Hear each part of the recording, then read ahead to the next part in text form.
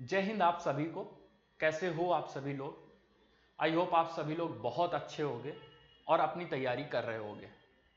नहीं कर रहे हो या परेशान हो खासकर मैथ को लेके, तो आज के इस वीडियो में हम लोग ये डिस्कस करने वाले हैं कि जो भी अभी पैटर्न बदला है, जो अभी टाइम रिड्यूस हुआ है, सेक्शनल टाइम इंट्रोड्यूस हुआ है, उसको कैसे मैनेज करें, कैसे, क्या वो चीजें हैं, किया भी जा सकता है, नहीं किया जा सकता, पहले हम क्या कर रहे थे, अभी हमें करना क्या चाहिए, टीचर्स क्या बता रहे हैं, सारी चीजें हम लोग डिटेल में डिस्कस करने वाले हैं इस वीडियो में।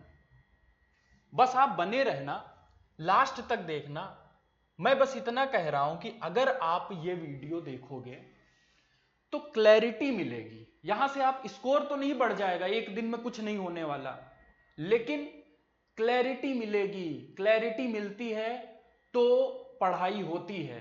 अपना एक्सपीरियंस है पर्सनल कि जब भी कुछ ऐसी बात पता चली जिससे हमें क्लैरिटी मिली कि हाँ भाई ऐसे करना चाहिए था, या कभी हम जब देखते थे कि कोई सिलेक्टेड बंदा आके बता रहा है कोई चीज और वो चीज फॉलो करते थे तो रिजल्ट मिलता था, वही चीज आज आपको करनी है। जो चीजें समझा रहा हूं बस ध्यान से सुन लो। काम की बात लगे तो फॉलो करो, नहीं काम की बात लगे तो आप वीडियोस तो देखते रहते हो। सबसे पहली बात, मैथ को लेके पहले मैं बता देता हूं आपको, आप क्यों मेरी बात सुनो।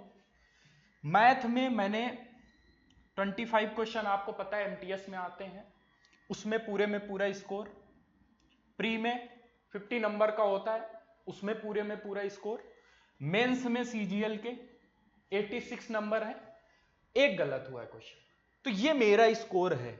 मेरी कुछ मैथ में स्ट्रैटेजी रही होगी, मैंने क्या चीजें करी, अभी पैटर्न बदलने के बाद आपको क्या करना है, ये सारी चीजें हम देखेंगे। ठीक है, पहले तो यार शुरू करते हैं इस बात से कि ये कहानी शुरू कहां से हुई, कहां से ये सारी बातें आ रही हैं सेक्शनल वाली। ये बात और कहानी शुरू हो रही है आपकी एसएससी फेज 14 का नोटिफिकेशन आता है मार्च के आसपास, जिसमें एसएससी सेक्शनल टाइम, देखो यहां पे क्या लिखा हो, 15 मिनट्स और फॉर ईच पार्ट, मतलब इंग्लिश, रीजनिंग, जीएस, मैथ, सबके लिए, जो कि अभी तक हम 60 मिनट को अपने अकॉर्डिंग यूटिलाइज करते थे, अब ऐसा नहीं है। आपको एक सेक्शन मिलेगा, जिन्होंने मेंस दिया वो इस बात को जानते हैं कि वहां पे जैसे हम मैथ रीजनिंग जब 60 मिनट में देते हैं तो बस 60 मिनट मेरे पास होते हैं, वैसे ही अभी यहां पे जब मैथ सॉल्व कर रहे हो तो आपके पास 15 मिनट है केवल। अब हमें उस 15 मिनट में 25 क्वेश्चन बनाने हैं। हुआ क्या, अब हमें यह बात लग रही है कि भाई एसएससी, क्योंकि हमेशा ये देखा गया है कि जो पैटर्न रहता है प्री का, खासकर वो सीपीओ, सीएचएसएल, सिलेक्शन फेज, इन सबका अभी तक जो चलता आ रहा था वो सेम रहता है। तो अगर इसमें कोई चेंज आया है सिलेक्शन फेज के एग्जाम में, तो सीजीएल में भी होने की पॉसिबिलिटी है। हो क्या रहा है, ये चीज तो हमें पता चल गई, लेकिन अभी हो क्या रहा है, आप जो YouTube में देख रहे होगे, दो तरीके के टीचर्स हैं, दो तरीके से आप चीजें समझ रहे हो। एक जो इस बात को ऐसे बता रहे हैं कि भाई आपको इतना समझ में आ रहा है कि भाई अभी हमारे पास 25 क्वेश्चन के लिए कितना समय है, 15 मिनट। तो इसको दो तरीके से लोग समझा रहे हैं। एक ये बोल रहे हैं कि भाई आप ऐसे समझो 15 मिनट में आप उड़ा दोगे, मैं देखो कर देता हूं सॉल्व, आप भी कर लोगे, कोई बड़ी बात नहीं है, ऑप्शन से कर दो, ऐसे कर दो, वैसे कर दो। और ये आज से पहले नहीं हुआ, अभी जाके ये चीजें हो रही। दूसरे हैं कि भाई अब कैसे होगा, हो ही नहीं पाएगा, आप रीजनिंग करो, जाके इंग्लिश करो, जीएस करो, स्कोर तो वहां से आएगा। दोनों ही बातें आपको फॉलो नहीं करनी है, आपको एक बैलेंस्ड अप्रोच लेके चलना है। बैलेंस्ड अप्रोच का मतलब, आप ऐसे समझो एक बात कि एसएससी क्यों सेक्शनल टाइम इंट्रोड्यूस कर रहा है, क्योंकि कट ऑफ बहुत ज्यादा जा रही थी। रिसेंट ट्रेंड आप जाके देखो तो आपको समझ आएगा कि कट ऑफ, मतलब मैथ और रीजनिंग में टॉप के बच्चे वो ला ही रहे थे पूरे में पूरे 100 में 100। क्यों? क्योंकि जीएस और इंग्लिश में टाइम बचा ले रहे थे, तो मैथ में भाई जब आधा घंटे मिलेगा तो हमारे 25 क्वेश्चन बन जाएंगे। लेकिन सेक्शनल टाइम इसलिए लिया है, एक तो कट ऑफ में फर्क देखने को आपको मिलेगा, क्योंकि एसएससी आपको भी पता मेहनत नहीं करना चाहता, वो जीएस में फिर बादशाह के गाने पूछेगा, तो उन्होंने इंट्रोड्यूस किया। लेकिन हमें क्या करना है, हमें बस बैलेंस्ड अप्रोच रखनी है। बैलेंस्ड अप्रोच का मतलब है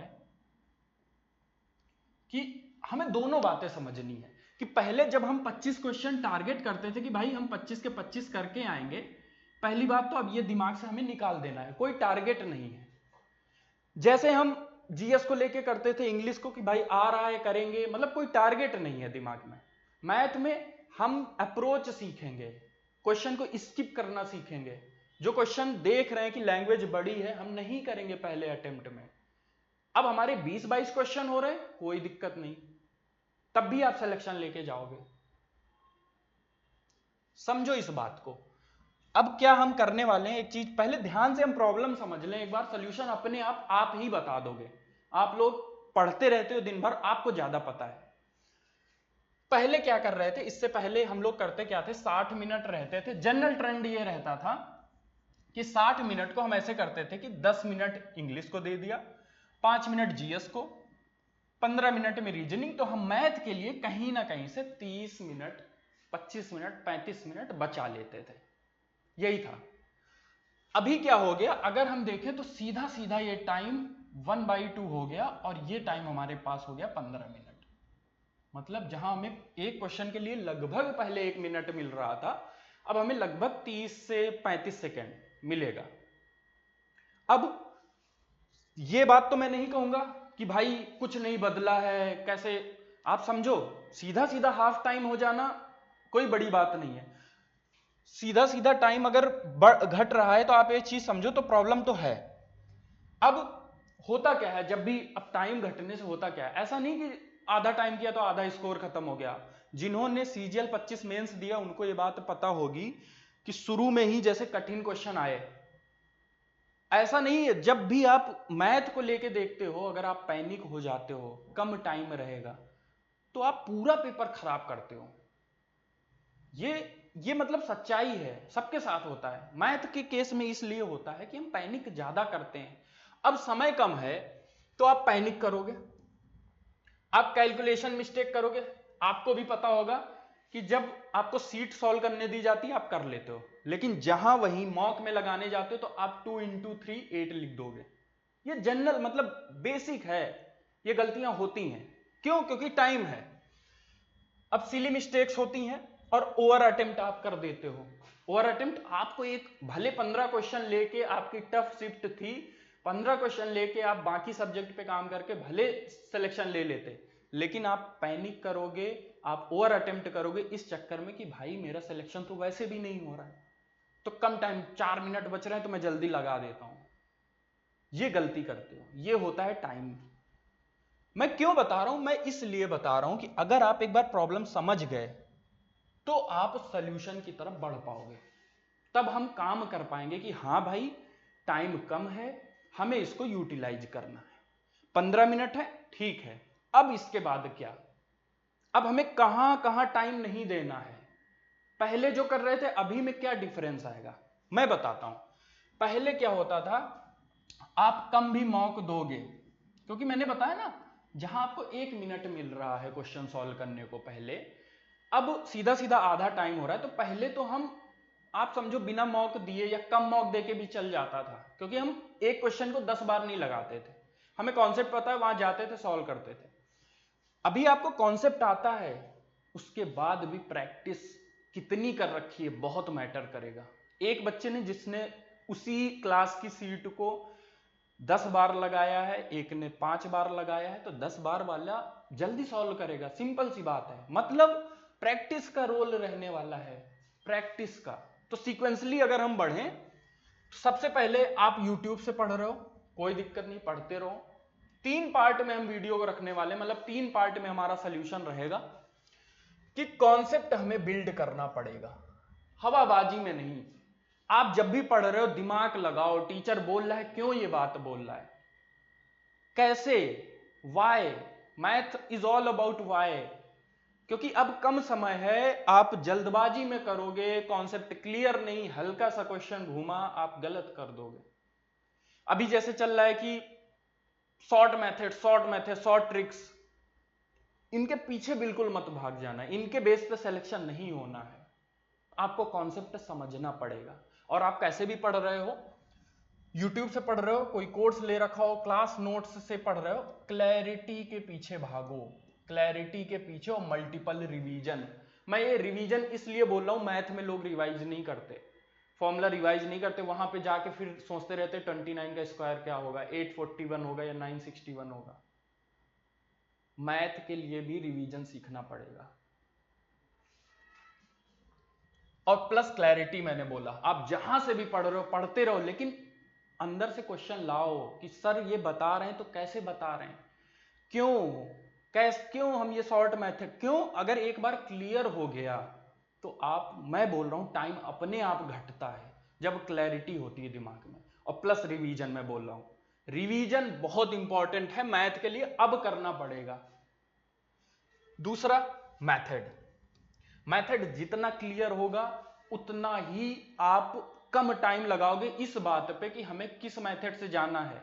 हमने एग्जाम हॉल में गए, क्वेश्चन पढ़ा, हम ये नहीं सोच रहे हैं पढ़ते पढ़ते because of practice, because of कि मेथड क्लियर है, लैंग्वेज बड़ी होगी, हमें स्किप करना है, हमें दिखा, वो हम बाद में समझाएंगे कि कहां पे ऑप्शन को देखना है, यूनिट डिजिट। इसके लिए मैं वन टॉपिक सीरीज पढ़ा रहा हूं जो मैं प्री से पहले कर सकता हूं, कि प्री से पहले कहां कहां आप गलतियां करते हो, क्या क्या मेथड से आप यूज कर सकते हो। तो आपको मेथड क्लियर रखना पड़ेगा। कौन कौन से, पहले मैं हर बार एक चीज बोलता हूं, ऑप्शंस को देखना शुरू करो। हम ऑप्शन नहीं देखते हैं, हम सीधा सॉल्व करने बैठ जाते हैं। ये मैं हर वीडियो में समझा रहा हूं। अभी ऑप्शन देख लो, एक नजर मारने में क्या दिक्कत है। हो सकता है ऑप्शन बहुत दूर दूर हो, हम अप्रोक्सीमेशन से सॉल्व कर सकें। हो सकता है यूनिट डिजिट सबका अलग हो, हम यूनिट डिजिट से सॉल्व कर लेंगे। हो सकता है पाई की वैल्यू दी हुई थी, मतलब पाई लिखा हुआ था, हम पाई की वैल्यू रख के सॉल्व कर रहे हैं। ऑप्शंस को देखना शुरू करो। उसके बाद ये मेथड्स जो हैं, यूनिट डिजिट का यूज, अप्रोक्सीमेशन का यूज, रिमाइंडर का यूज जो कि डिजिटल सम 9 का रिमाइंडर ही है, मल्टीपल्स का यूज, वैल्यू पुटिंग का यूज, ये मैं अभी आपको आगे की वीडियोस में समझाने वाला हूं कैसे करेंगे। लेकिन अभी दिमाग में एक रख लो कि हाँ इन चीजों पे काम अब करना पड़ेगा। बहुत सिस्टम से चलोगे, स्ट्रेटजी के साथ चलोगे, बहुत आसानी से अभी भी सिलेक्ट, क्योंकि जो चेंज आया ना वो सबके लिए है। तो अभी जो बच्चा, अभी नोटिफिकेशन नहीं है, पर जितना भी समय मिलेगा उसको अच्छे से यूटिलाइज करेगा, सही डायरेक्शन में बढ़ेगा, उन मेथड्स को देखेगा जहां पे उसको क्लैरिटी है, मॉक में अच्छा परफॉर्म करेगा और रिजल्ट लेके जाएगा। उसके बाद ये दो मेथड, हमने कॉन्सेप्ट पे क्लैरिटी करी, अब रट नहीं रहे कोई चीज, ठीक है। कॉन्सेप्ट को क्लियर किया, मेथड्स को क्लियर किया कि भाई किस मेथड से जाएंगे, ऐसा क्वेश्चन आ गया तो किस मेथड से जाएंगे। उसके बाद बात आती इसकी, और ये जितना आपको करना है, आपकी कमजोर है कैलकुलेशन, आप ज्यादा टाइम दो।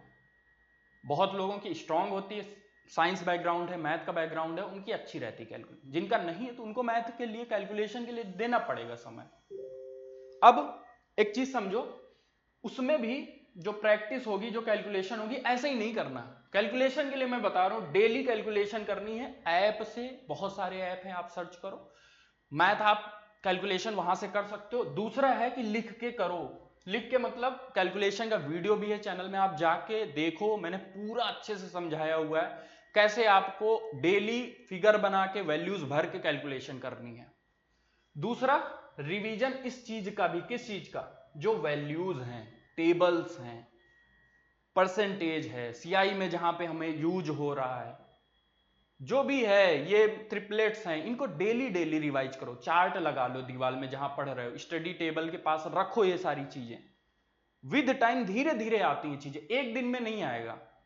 फिर जो तुम प्रैक्टिस करने वाले हो वो सेक्शनल और चैप्टर वाइज मॉक दोगे। मॉक क्यों मैं बोल रहा हूं, ये मॉक तो फुल मॉक हो गया, वो तो आप देते ही हो, लेकिन मैथ के लिए मैं बोल रहा हूं पहले तो जो जैसे चैप्टर पढ़ रहे हो उसका चैप्टर वाइज मॉक आज के टाइम पे अवेलेबल है। रेशियो का पढ़ा तो रेशियो के 10 मिनट में देखो कितने क्वेश्चन सॉल्व कर रहे हो, 15 मिनट में कितने क्वेश्चन सॉल्व कर रहे हो। इवन आप बुक से सॉल्व करना चाहते हो तो टाइमर लगा के करो। अब हमें प्रिपेयर करना पड़ेगा। दूसरा, सेक्शनल मॉक। सेक्शनल मॉक तुम्हें चैप्टर के लिए मतलब पूरे सब्जेक्ट के लिए तैयार करेगा, क्योंकि जब सेक्शनल मॉक दोगे तो उससे कौन से क्वेश्चन स्किप करने हैं, कौन से फर्स्ट राउंड में करने हैं, कौन सा सेकंड अटेम्प्ट लेना था, ये क्लैरिटी आएगी। और मैं यही बोलूंगा भाई, दोनों को साथ लेके चलो। मॉक में तीनों चीजें आती हैं, फुल मॉक, सेक्शनल और चैप्टर वाइज। प्लस जो आपकी तैयारी चल रही, जो आप क्लासेस कर रहे हो, ये पैरेलल चलेगा। बहुत लोगों के दिमाग में होता है कि भाई अभी पहले कोर्स कर लेते, यूट्यूब में क्लास कर लेते, उसके बाद करेंगे। नहीं भाई, साथ के साथ चलेगा। ये मैंने ओवरव्यू दिया। बहुत लोगों को लग रहा होगा सर आपने वैसे तो समझाया नहीं, चैप्टर वाइज क्या क्या, कौन से चैप्टर इंपॉर्टेंट है, कौन से, वो आप पढ़ रहे हो, वो आप जिस टीचर से, यूट्यूब से वन टॉपिक सीरीज देख रहे हो, जैसे कर रहे हो वैसे कर रहे हो। दिमाग माइंडसेट, मतलब पूरा खेल माइंडसेट का है। अभी आपको अपना माइंडसेट बदलना पड़ेगा। टाइम को लेके मैंने सारा समझाया है आपको, ठीक है। इस चीज पे सोचो, फिर से वीडियो देखो और रिजल्ट देखो। उसके बाद जो मैंने समझाया है उस पर काम करो, रिजल्ट देखो। रिजल्ट कैसे देखो? रिजल्ट के लिए पेपर का वेट नहीं करना, मॉक में रिजल्ट देखो। मॉक दे के देखो, जो चीजें मैंने समझा एक बार कैलकुलेशन पे काम करो, टेबल याद करो, स्क्वायर क्यूब, ये सारी चीजें याद करो, उसके बाद मॉक दो। ऑप्शंस को देखना शुरू करो। मैं कह रहा हूं आज कुछ मत करो, ऑप्शंस को देखना शुरू करो। आपको आता है ऑप्शन से सॉल्व करना, पर आप देखते नहीं हो ऑप्शन। क्वेश्चन दिखा, पढ़ा, सॉल्व करना शुरू। भाई ऑप्शंस देखो पहले, किस डायरेक्शन में जाना है। ऑप्शंस में ही तो पता चलेगा ना कि हमें सॉल्व करके निकालना क्या था। वैल्यू पूछी तो है, लेकिन वैल्यू किस टर्म में पूछी है, हम इन चीजों का यूज कर पा रहे हैं या नहीं। और बाकी आप चैनल से जुड़े रहो, प्री से पहले पहले इवन यही सारी चीजें मेंस में काम आने वाली हैं। धीरे धीरे करके एक एक वीडियो करके सारी चीजें मैं आपको देने वाला हूं। बाकी कमेंट में आप बताओ आपको किस तरीके की दिक्कत आ रही, क्या और चीजें चाहिए। जो मैंने समझाया उसमें कोई डाउट है, मैं क्लैरिटी पूरी तरीके से देने की कोशिश करूंगा आगे के वीडियोस में। बाकी मेहनत करते रहो। तब तक के लिए भाई धन्यवाद और बेस्ट ऑफ लक। तैयारी करते रहो भाई, इस चीज को मतलब दिमाग पे मत लो कि हाँ कम टाइम, सबके लिए हुआ है। जो इस चीज को यूटिलाइज कर लेगा। इवन मैं अभी देखूं तो मैथ में जिनको नॉलेज थी, अब नॉलेज से ज्यादा एग्जीक्यूशन बेस्ड हो गया।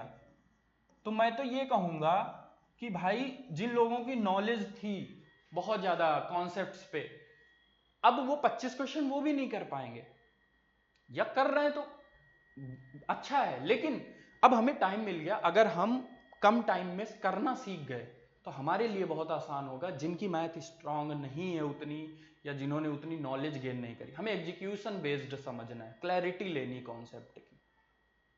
ठीक है, मिलते हैं नेक्स्ट वीडियो में। तब तक के लिए भाई जय हिंद, गुड बाय।